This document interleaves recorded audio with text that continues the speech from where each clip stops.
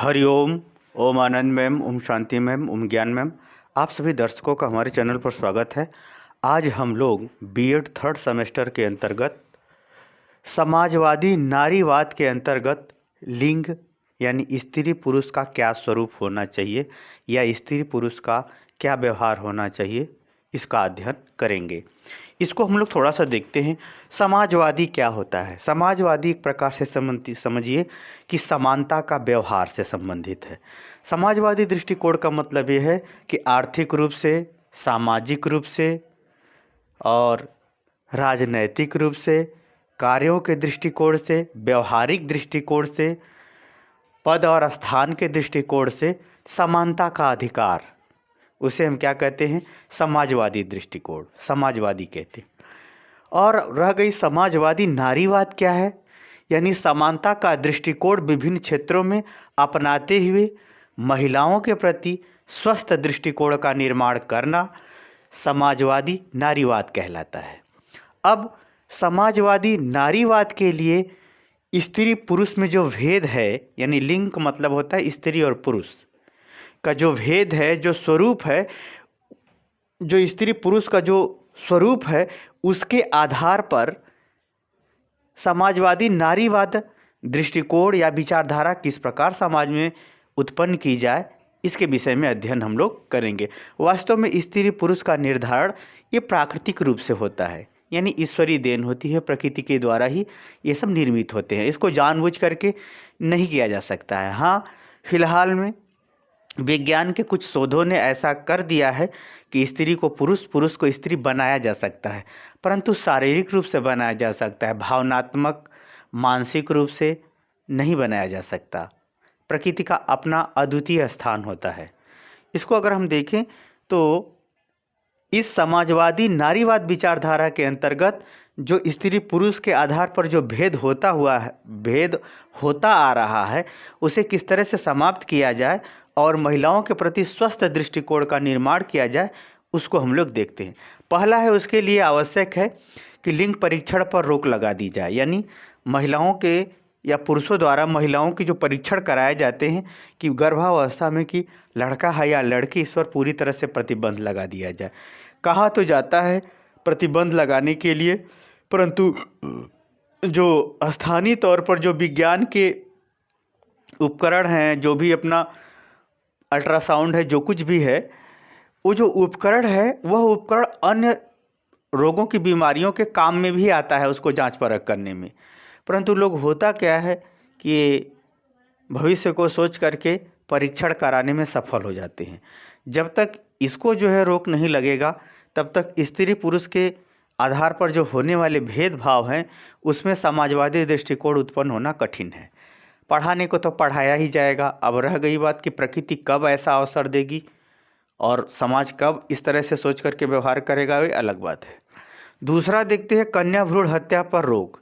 यहाँ जो कन्या भ्रूण हत्या की बात है कि जब जैसे ही पता चल जाता है कि नहीं महिला के गर्भ में बच्ची है, तो लोग भविष्य की आवश्यकता, पैसा, शादी विवाह इत्यादि समस्याओं को देखते हुए उसको गर्भावस्था में ही मार डालते हैं। इसके लिए पुरुषों को महिलाओं को जागरूक होना चाहिए, पुरुषों को भी जागरूक होना चाहिए।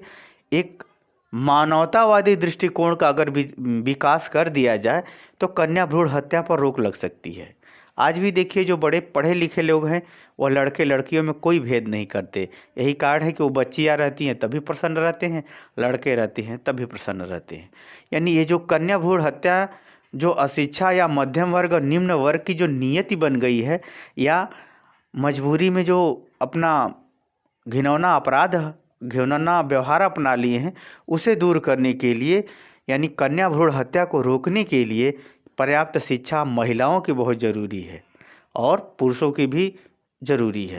यानी शिक्षा का विकास करते हुए कन्या भ्रूण हत्या पर रोक लगना चाहिए, मानवीय दृष्टिकोण को अपनाने पर बल देना चाहिए, ताकि जो है स्त्री पुरुष के आधार पर समाजवादी दृष्टिकोण के अंतर्गत महिलाओं के प्रति स्वस्थ विचारधारा का निर्माण हो सके।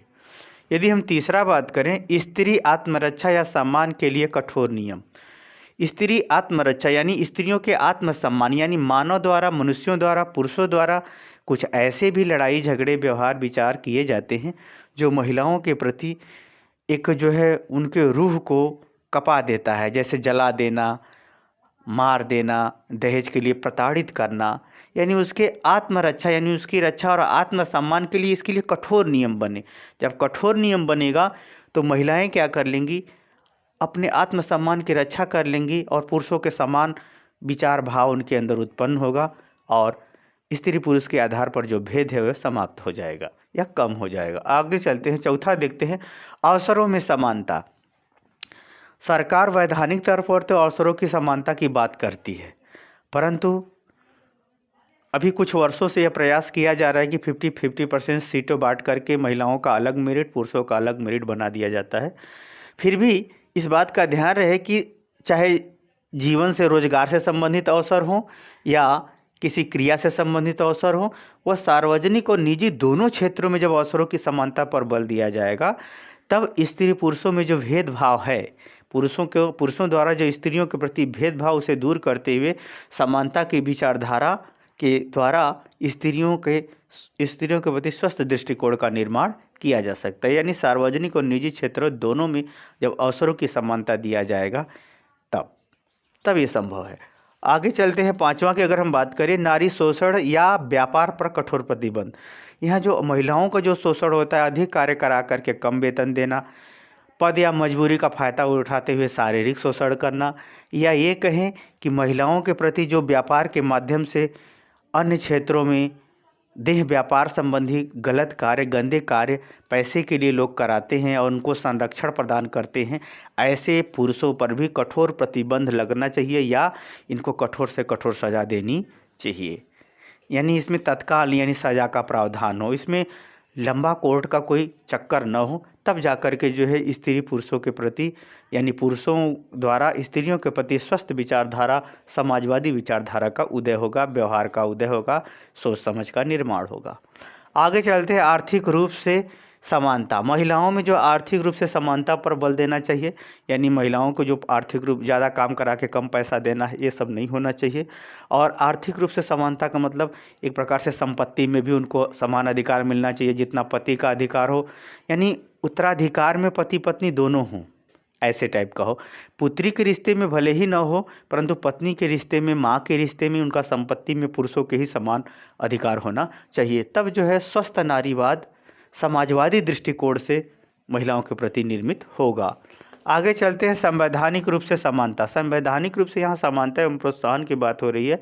संविधान में सरकार के द्वारा जो नियम बनाए जा रहे हैं, संविधान उनके शिक्षा के लिए या अनुदान के लिए या फिर ये कहें छात्रवृत्ति के लिए या फिर शादी से संबंधित या समस्याओं से संबंधित, रोगों से संबंधित इत्यादि से संबंधित जो संवैधानिक रूप से अधिकार मिलें या नौकरियों के लिए अधिकार मिलें या फिर ये कहें कि स्वास्थ्य संबंधी जो अधिकार मिलें, यानी संवैधानिक रूप से भारतीय संविधान के माध्यम से समानता का विशेष प्रावधान महिलाओं के प्रति किया जाए और उनको समानता का स्थान और दिलाने के लिए सरकार उनको प्रोत्साहन भी दे, जैसे साइकिल उपलब्ध कराना शिक्षा के लिए, तो एक प्रकार से प्रोत्साहन देना है ताकि सरकार के द्वारा एक प्रकार से समानता के लिए उनको प्रोत्साहन मिलेगा, तब ये पुरुषों द्वारा स्त्रियों के प्रति स्वस्थ समाजवादी विचारधारा का विकास होगा।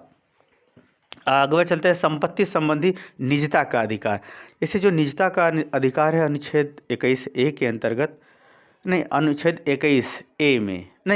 21 में निजता का जो अधिकार है, उस अधिकार में यानी व्यक्तिगत संपत्ति को रखने का भी अधिकार महिलाओं को प्राप्त हो।